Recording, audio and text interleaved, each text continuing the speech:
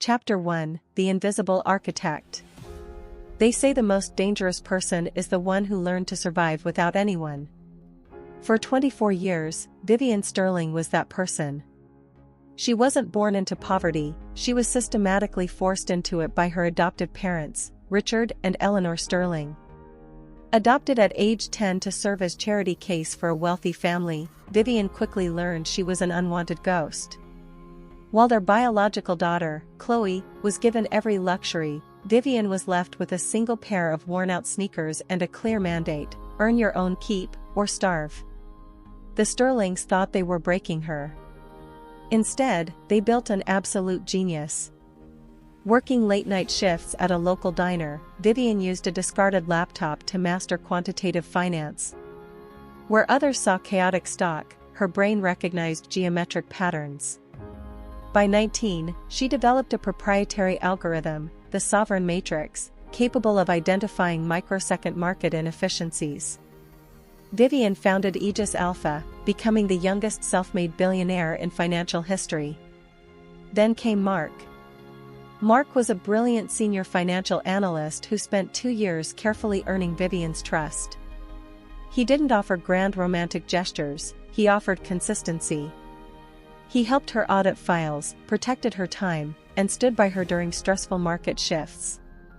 For someone who grew up entirely isolated, Mark felt like a safe harbor. When he proposed, she said yes. That was the happiest day of her life. She thought she can finally start her own family and a person to lean on. When Mark suggested, "Vivian, your family wants to apologize. Let them back in. Don't let past resentment cloud your current happiness. Let's start new," Vivian made her first human mistake. She agreed. Chapter 2: The Betrayal. The apology from her parents and Chloe was quiet and seemingly sincere. They dropped the old money arrogance, admitted their past cruelty, and asked only for a relationship. Vivian, wanting to close that painful chapter of her childhood, accepted them. She made Mark the chief financial officer, CFO, of Aegis Alpha's domestic branch, bought her parents an estate, and fully funded Chloe's high society lifestyle. 3 months later, the illusion evaporated. Vivian returned to her corporate headquarters at midnight to retrieve an encrypted hardware key left in the executive suite. The lights were off, but low, calm voices leaked from the private lounge. It was her parents, Chloe, and Mark. Eleanor Sterling calmly said, "The Keyman life insurance policy is officially active. $100 million if she dies in a sudden accident. Is the paperwork bulletproof, Mark?" Mark, indifferent, pouring a drink, said, "Perfectly. As CFO, I've spent the last 90 days quietly migrating Aegis Alpha's core intellectual property into Vanguard Holdings, a shell company entirely under Chloe's name. Once the system transfer completes next Friday, Vivian will be legally responsible. That's when the brake fails when she is driving. And she dies from a tragic accident. Chloe inherits the tech infrastructure, and we inherit all asset. A perfect plan." Chloe, bored, scrolling her phone, said, "Just make sure it's clean, Mark. I don't want any legal cases and complications once she's gone." Standing in the pitch-black hallway, Vivian didn't gasp. She didn't cry. The emotional circuits within her simply shut off. Her breathing remained perfectly rhythmic. Her brilliant brain instantly categorized her family and fiancé not as human beings, but as an existential threat to be neutralized. Her eyes goes cold. Like a predator. She quietly pulled out her phone, verified the surveillance footage with audio was crystal clear, saved it to an off-site secure network, and walked out into the rain. Chapter 3: The Ambush. Vivian didn't confront them the next morning. For 5 straight days, she played the role of the trusting fiancé perfectly. She smiled at Mark, ate dinner with her parents, and let them believe their plan was working flawlessly. But behind the scenes, her fingers were constructing a digital trap. Friday arrived. It was the annual Global Wealth Summit. Mark, backed by Richard and Eleanor Sterling, had organized a massive presentation to announce a revolutionary infrastructure upgrade to Aegis Alpha's trading systems, the exact moment they intended to execute the system transfer to Chloe's shell company, Vanguard Holdings. Mark stood on the grand stage, looking immaculate in front of hundreds of elite international investors, regulators, and media reporters. Richard, Eleanor, and Chloe sat in the front row, exuding cold, triumphant pride. Mark, smiling into the microphone, announces, "Today, we introduce the future of autonomous trading. Aegis Alpha is transitioning its infrastructure to our new subsidiary, Vanguard Holdings, managed by Miss Chloe Sterling." Suddenly, the massive presentation screens cut to black. Vivian walked out from the wings. She wore a razor-sharp, custom-tailored black suit. Her face was an unreadable mask of absolute authority. She raised her left hand and tapped a single button on her remote. The audio system of the entire convention center roared to life. The crisp, high-definition recording with high-definition video of the midnight meeting blasted through the auditorium. The voices of Eleanor, Mark, and Chloe planning Vivian's murder and the theft of her IP echoed off the walls. The crowded room of international billionaires and federal monitors went dead silent. Mark, turning pale, trying to maintain composure. "This is an unverified, malicious video generated to disrupt this presentation. Security, clear the stage." Vivian, her voice calm, steady, and chillingly clear. "The audio is routed through a genuine server and video is verified by experts. You don't have the clearance to touch, Mark. More importantly, look at the monitors." Asterisk. With another tap, the screen shifted to show direct database access logs. "Vivian, for the past 90 days, you thought you were transferring my intellectual property into Vanguard Holdings. You forgot that I wrote the foundational code of this network. Every file you transferred was just a fake file containing corrupted data loops. The moment you finalized the transfer at 9 a.m. this morning, you authorized the movement of dummy federal funds. You didn't just steal from me, Mark.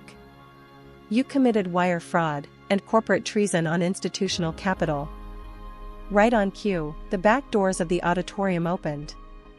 6 federal agents walked down the aisle, handcuffs ready. Mark didn't scream, he collapsed into his chair, entirely broken, as he was led away in front of the global financial elite. Chapter 4, The Legal Battle. Real-life wolves don't go down without a fight. The Sterlings were old money, they had high-priced defense attorneys and deep-rooted connections. Within 48 hours, Richard Sterling hired Arthur Vance, a legendary white-collar defense lawyer who had never lost a trial. They launched a ruthless counteroffensive. They filed a multi-million-dollar lawsuit claiming the video was illegally obtained wiretapping, and argued that Aegis Alpha was built using Richard Sterling's initial family funds during Vivian's childhood, making the company legally theirs. The courtroom battle was a quiet, suffocating warfare. Arthur Vance, speaking calmly to the judge, "Your Honor, the defense submits bank records showing thousands of dollars flowing through the Sterling household accounts during the defendant's minor years. Vivian Sterling was a dependent under their roof. Legally, any intellectual property she developed during that period belongs to her legal guardians. This is a case of an estranged daughter trying to strip her parents of their rightful corporate assets." Richard and Eleanor sat at the plaintiff's table, calm and confident behind their tailored suits. They believed their wealth and legal positioning would easily crush a girl who grew up in their basement. Vivian sat at the defense table, completely alone, representing herself with a single paralegal. When it was her turn to speak, she stood up slowly, adjusting her cuffs. Vivian said, "Mr. Vance's argument relies entirely on the past financial dependency. Let's look at the verified ledger." She submitted her past part-time work record, pay stubs, tax records to the court monitors. Vivian said, "These are the audited tax returns and employment records from 3 different fast food franchises and a late-night cleaning service between 2016 and 2020, bearing my minor signature." This secondary ledger shows that every dollar deposited into the Sterling family household accounts under my name was immediately withdrawn by Eleanor Sterling via an automated transfer link to pay for Chloe Sterling's luxury expenses. I didn't owe them a dime, they were embezzling from a minor. Arthur Vance's expression tightened. Vivian, furthermore, I cut ties with them legally at age 17 using a private filing that Richard Sterling signed without reading because he assumed it was a standard school waiver. Here is the certified document from 2019. I was never their dependent. I founded my company after I cut ties with them. Vivian turned her head slowly to look at her adoptive parents. Her voice remained cold. Vivian continues, now, let's address the wiretapping claim. It was my house full of surveillance cameras for my safety. They just never expected that these cameras can record audio loud and clear. And also, under federal law, recording a conversation without consent is fully admissible if the recording captures the planning of a crime and violence. The poison that you tried to use on me, police have already found it in your room. And the mechanic you paid $50,000 to alter the brake system of my vehicle yesterday afternoon? He is an undercover federal informant who has been working with my private security team for 3 weeks. I didn't break the law to catch you, Richard. I let you walk directly into a trap.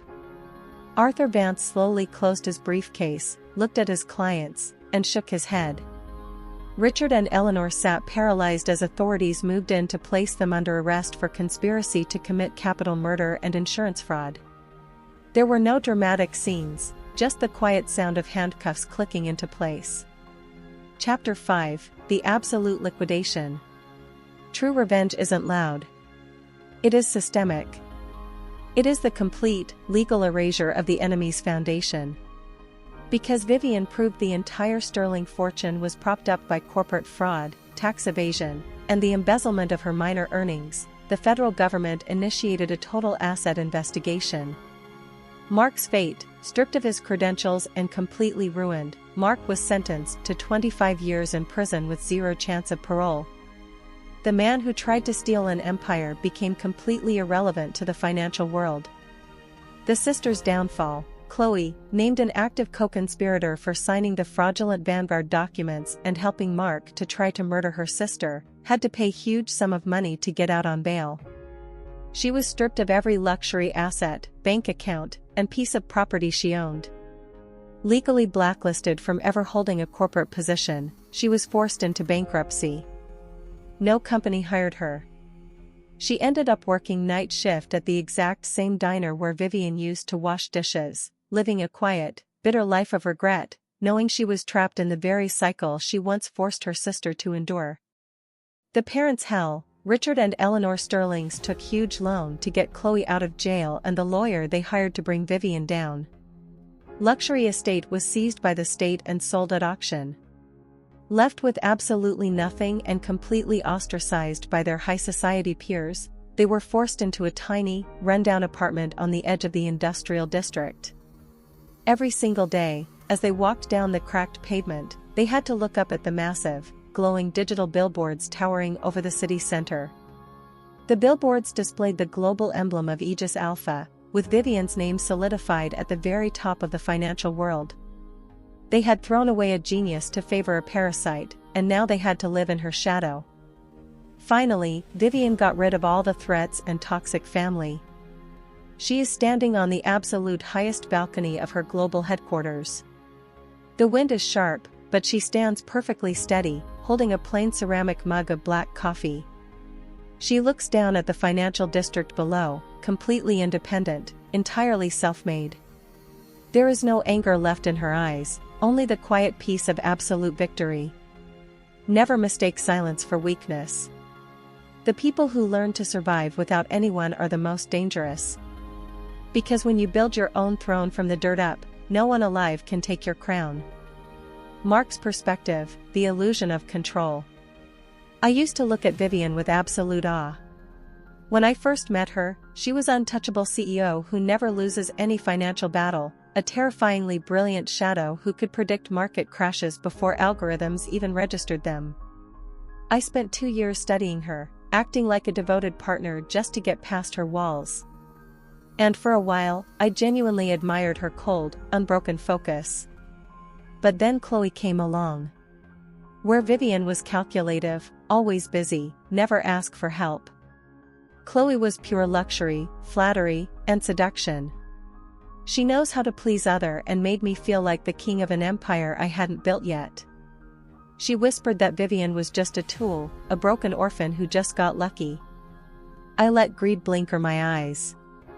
I forgot that the woman I was trying to rob was the same genius who built the entire ecosystem from scratch. At the court, I realized that I was fighting losing battle. Everything was her trap. I forgot who she was, forgot how capable she is. I regret everything. If I apologize, will she forget me? The cold clicks of those handcuffs during the Global Wealth Summit replay on a loop in my head. I didn't just lose my freedom, I realized too late that I traded a literal financial goddess for a cheap imitation. Chloe's perspective, the bitter reflection. I thought she was just the basement charity case. My entire life, my parents told me Vivian was nothing. She wore my old clothes, ate our leftovers, and worked 3 jobs just to stay alive. I was the golden child. So when Mark told me we could migrate her entire trading infrastructure into my name under Vanguard Holdings, I didn't feel guilty. I felt entitled. I wanted to see her face when she realized she lost her devoted fiancé and company. She lost to me, as she should. I am the chosen one in this family. But Vivian didn't even flinch. When she played that recording in front of the world's elite, her eyes weren't angry, they were completely empty. She looked right through me. Now, my hands are raw, my designer clothes are gone, and my name is permanently blacklisted. Every night, I look out the window at the flashing digital billboard of Aegis Alpha towering over the city.